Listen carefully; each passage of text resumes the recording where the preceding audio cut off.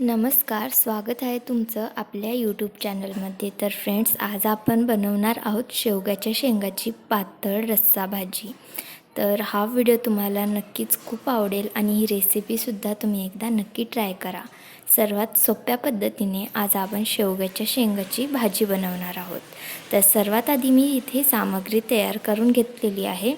तर शेवग्याच्या शेंगांना अशा छोट्या पीसमध्ये कट करून घ्यायचे आणि त्यावरचं पातळ जे थर असतं, आवरण असतं, ते काढून घ्यायचे. पूर्ण सालपट काढायचं नाही आहे, थोडं थोडं ठेवायचे व्हिडिओमध्ये दाखवल्याप्रमाणे. सो तुम्ही इथे शेवग्याच्या शेंगा पाहू शकता. त्यामध्ये लागणारी सामग्री कांदा, टोमॅटो, लसूण आणि अद्रक. तर इथे आपण शेवग्याच्या शेंगांना स्वच्छ धुवून घ्यायचे.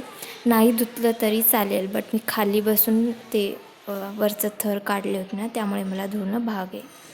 सो इथे शेवग्याच्या शेंगामध्ये आपल्याला जेवढा रस्सा लागते का तेवढा इथे पाणी टाकायचे, कारण हे उकळलेलं पाणी आपण रस्सा भाजीमध्ये यूज करणार आहोत.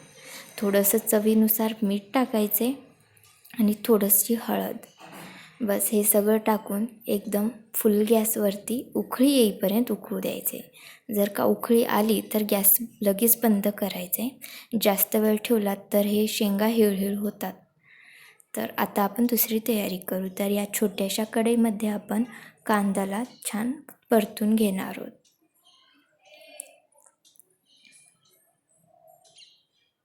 थोडंसं तेल टाकायचे आणि सोनेरी कलर येईपर्यंत त्याला फ्राय करत राहायचे. फुल गॅस करून फ्राय करायचे, जेणेकरून लवकर होईल.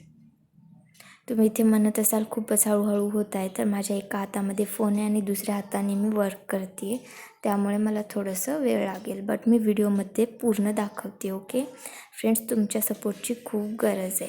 तर इथे आपली उकळी आलेली आहे शेवग्याच्या शेंगांना. आता गॅस बंद करून हे जे कांदा यालासुद्धा सोनेरी कलर आलेले आहे, त्यामध्ये या लसणाच्या पाकळ्या आणि अद्रक हे टाकून आता याला आपण मिक्सरच्या भांड्यामधून बारीक करून घेणार आहोत. सो इथे मी बारीक करून घेतले. आता आपण शेवग्याच्या शेंगाला फोडणी देणार आहोत. तर इथे मी एक मोठी कढई घेतली आहे, त्यामध्ये 1 माप तेल ॲड करायचे. तुम्ही जास्त तेल वापरत असाल तर 2-3 माप तरी चालेल तुम्हाला. आमच्या घरात फक्त कमी तेल खातात, त्यामुळे मी 1च माप वापरते. तेल गरम झाल्यानंतर त्यामध्ये मोहरी सोडायची. मोहरी आणि याला तिक्के पण म्हणतात, आमच्या इकडे मोहरी म्हणतात आणि राई पण म्हणतात काहीजण. आता या तिक्केला आणि मोहरीला तडतड आल्यानंतर त्यामध्ये जिरा सोडलं आणि जिरा नंतर लगेच आपण जे मिक्सरच्या भांड्यामधून बारीक वाटून घेतलं होतं ते सोडलं.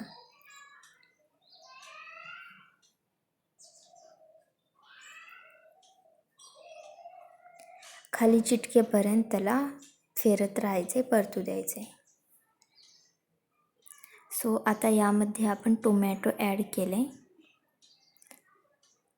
आता हे टोमॅटो शिजण्यासाठी थोडंसं पाणी आवश्यक आहे. तर आपण जे मिक्सरच्या भांड्यामधून बारीक वाटण तयार करून घेतलं त्यामध्ये थोडंसं पाणी टाकून हिसळून यामध्ये टाकू शकता. हे बघा, मी तसंच केलेलं आहे. तुम्ही दुसरं पाणीसुद्धा ॲड करू शकता.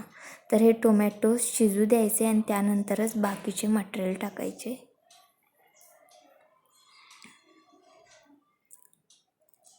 सो इथे आपले टोमॅटोसुद्धा शिजलेले आहेत. आता यामध्ये आपण चवीनुसार मीठ ॲड करायचे. त्यानंतर चवीनुसार आपल्याला लागेल तसं तिखट पावडर ॲड करायचं. हे मी चटणी वापरलेली आहे, जी की घरगुती तयार केली.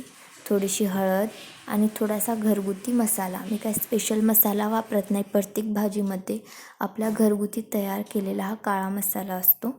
सो हे सगळं टाकल्यानंतर छान परतून घ्यायचे. आणि हे जे मी टाकलं हिरवं तर हे आहे कोथिंबीरचं पेस्ट. आता एक कोथिंबीर पूर्ण का नाही टाकली तर तुम्ही पूर्ण कोथिंबीर टाकू शकता. हिरवी जी बाजारामध्ये भेटते त्याला संभार असं म्हणतो आपण.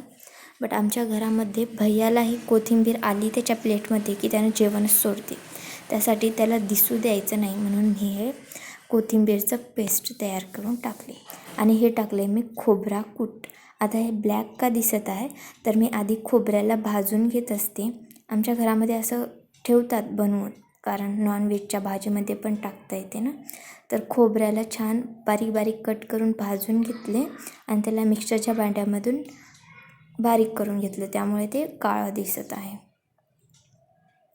सो आता यामध्ये आपण शेवग्याच्या शेंगा ॲड करणार आहोत. इकडे शेवग्याच्या शेंगा आपल्या रेडी आहेत, तर त्यामध्ये सोडायचे आपल्याला.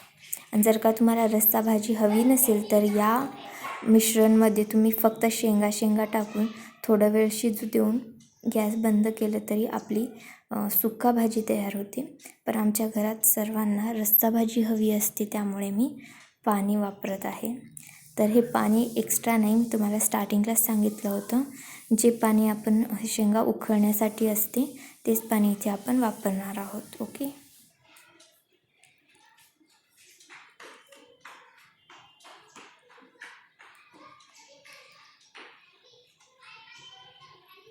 मी इथे पूर्ण पाणी आणि शेंगासुद्धा या कढईमध्ये टाकून घेतलेलं आहे.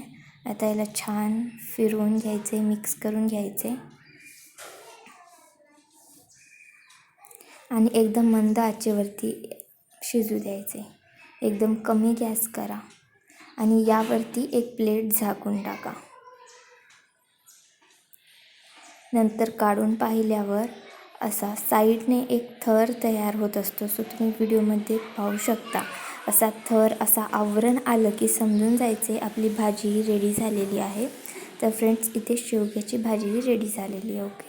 तर मी आता गॅस बंद करून टाकते. साईडला असा थर येत असतो साय आल्यासारखा, तर समजून जायचे आपली भाजी रेडी आहे. तर अशी गरमागरम आपली शेवग्याच्या शेंगाची रस्सा भाजी तयार झाली आहे. फ्रेंड्स, कसा वाटला आजचा व्हिडिओ तुम्हाला मला कमेंट करून कळवा आणि नक्कीच ही रेसिपी एकदा ट्राय करून पहा. भेटूया नेक्स्ट रेसिपीत. तोपर्यंत बाय बाय.